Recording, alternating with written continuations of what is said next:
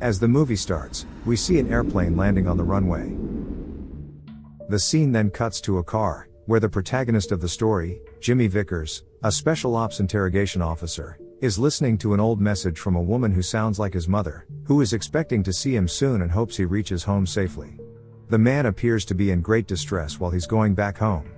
Once he reaches home, he listens to another voicemail from his friend, Griffin, who consoles him and feels sorry about the loss.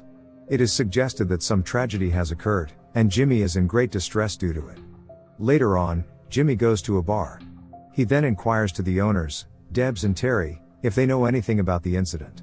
Terry denies having any information, so Jimmy claims that Terry lives only 50 yards away from Jimmy's parents' house, enough for him to hear their screams. Terry seems displeased about it, and asks Jimmy to leave if he is here to cause some trouble. Depressed and furious at what is happening, Jimmy grabs Terry by his collar, and fights with a stranger. Debs then stops him and asks Terry to tell him what he knows. Terry finally informs Jimmy about calling the fire service that night, and he reveals that he saw 4 of the gang members. They broke into the house, and he heard the scream of Jimmy's dad, but only watched from the window because he was scared to intervene. The events so far are adding up, and later we see Jimmy in the burnt garage at the house where supposedly his parents were killed. He looks around and reminisces about his mom and dad from an old photo he found in the room.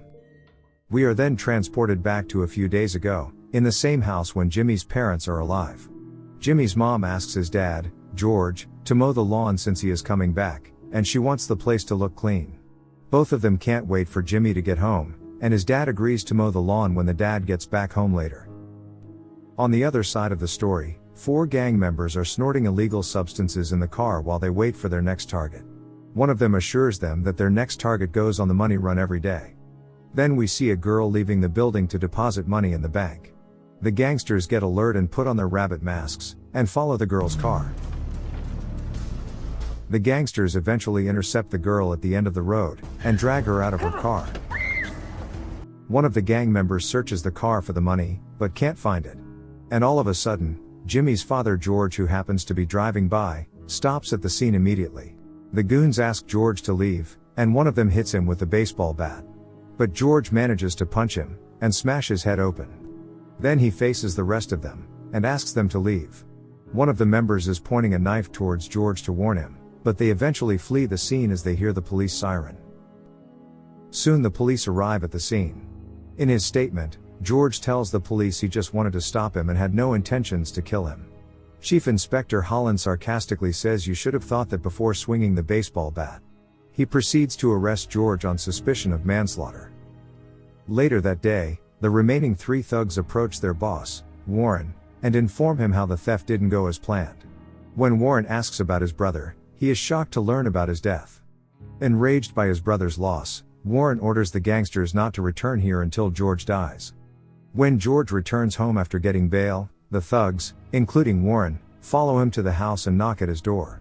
2 guys get around the front door and knock, while the other 2 get around the back of the house. One of them then says that he's going to assault the mother. George is being held against a wall with a knife on his mouth, and the same goon who pointed his knife at him tells him that he shouldn't have acted as a hero that day. The gangsters then tie the couple to the chair in the garage, and pour petrol all over them. As the couple whimper, Warren lights the room and burns them alive. Say goodbye to her.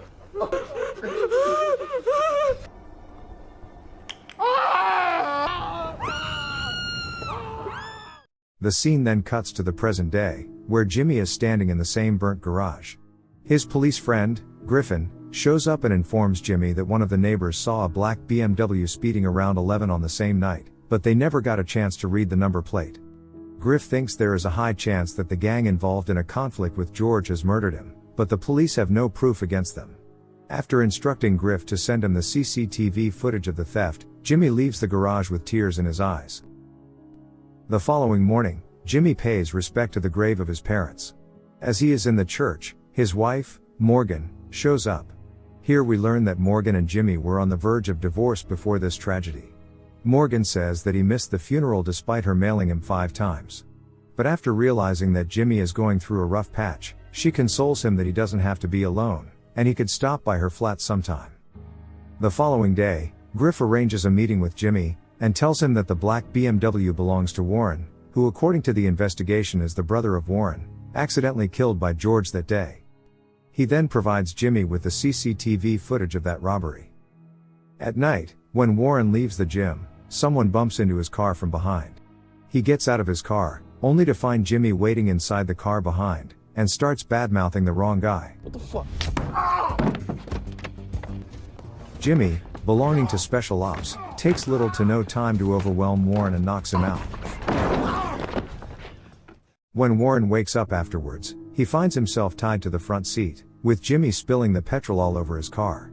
Jimmy reminds him about the couple he murdered 2 weeks ago, and Warren explodes in anger, claiming he did the right thing. Instead of repenting for what he did, he explains to Jimmy how he sexually assaulted Jimmy's mother that night. While controlling his emotions, Jimmy asks the bad guy to name his gang members, and he'll let him go in return. So you take that, take that. Once Warren writes down the names, Jimmy lights a cigarette. Let me go! Hey, man! Man, you sending me out of here! I said let me go back, please! Later, he heads his way to Morgan's place, but is unable to talk long due to a stab wound. When he gets up, Morgan realizes something is wrong with him. Seeing the blood on his shirt, the woman takes him inside, where she stitches the wounds. Although the couple was about to get a divorce, the incident brought them closer to each other, resulting in Jimmy spending the night at Morgan's place. On the following day, Warren's death has made the headlines, but everyone knows about his drug-dealing profession and criminal background. When one of the thugs, Rob, learns about the accident, he and Leon dash towards Warren's business partner, Caleb, who they think might have killed Warren due to their conflict on percentages. The duo knocks at his door and confronts him. But Caleb doesn't know what they are talking about. After being saved by his girlfriend, Caleb denies the allegations and threatens Rob and Leon not to return to his block again. At night, Griff visits Jimmy and advises him not to punish the criminals alone. But unlike Griff, Jimmy thinks that the corrupted system in society will never stop these gangsters who are affecting almost every family in town. They only take the statement and process it, while the culprits laugh at them and spit in their faces. Griff is at the crime scene afterwards, where a man gets murdered during an armed robbery.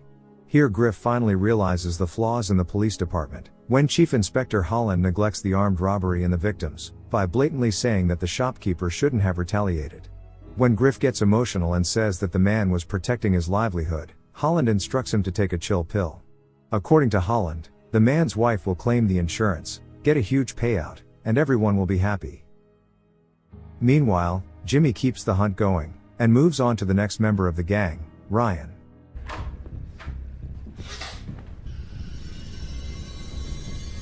Come on, then!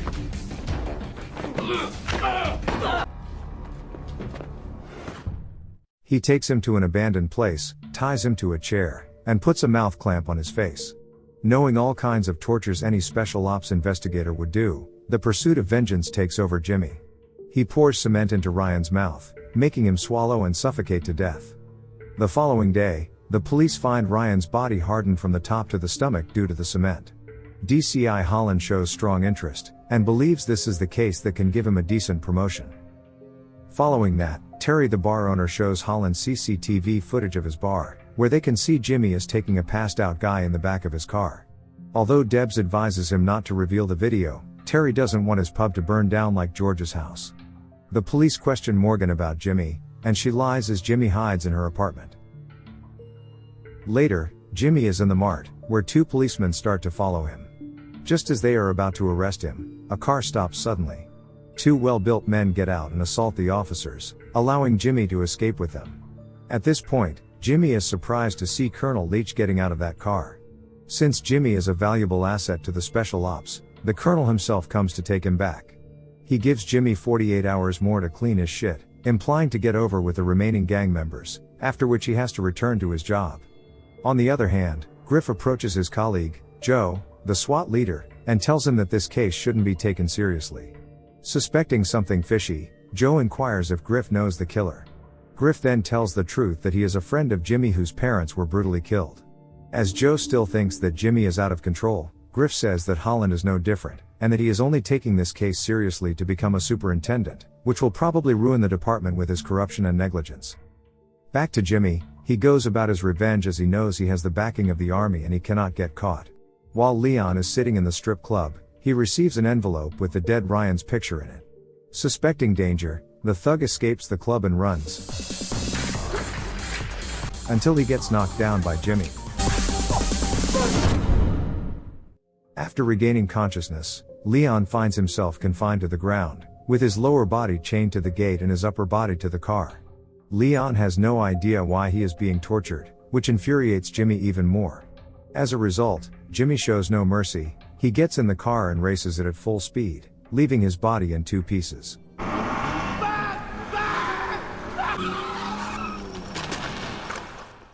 On the next day, Colonel Leach runs into DCI Holland in a restaurant. He asks Holland to hand him everything the police got on Jimmy, and states that Jimmy belongs to the army and not him.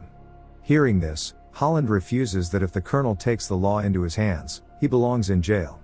Colonel Leach then goes on to explain Jimmy's courage by recalling an event from 2009. He states that the army found the terrorist who planned a major attack on the British mainland, but the terrorist refused to disclose any information about it. However, it only took Jimmy 10 minutes with the terrorist alone to make him spit his guts. He says that people like Jimmy do not fear death, they welcome him. Lastly, he warns that Jimmy will finish up on these guys and vanish into thin air. DCI Holland accepts the challenge, and declares to find Jimmy. Colonel leaves by warning Holland that if he ever lays a finger on Jimmy, he will come down so hard on Holland. On the next scene, we see that the police superintendent and commissioner of police meet the army chief on short notice. The army chief gets straight to the point and says Jimmy, the subject of the ongoing investigation, should not be taken into custody under any circumstance. Without revealing much about Jimmy, the officials tell the superintendents how Jimmy is crucial for Britain's top secret agencies. The army hierarchy asked the higher-ups in the police to report directly on the development of this investigation. Later that night, the last remaining member of the gang, Rob, who was part of the group that killed Jimmy's parents, is being taken outside some drug dealer. Jimmy makes him knock on the door, and uses him as a shield, although Rob flees from the scene later. He kills all the remaining drug dealers of the gang, except for Caleb, Warren's business partner.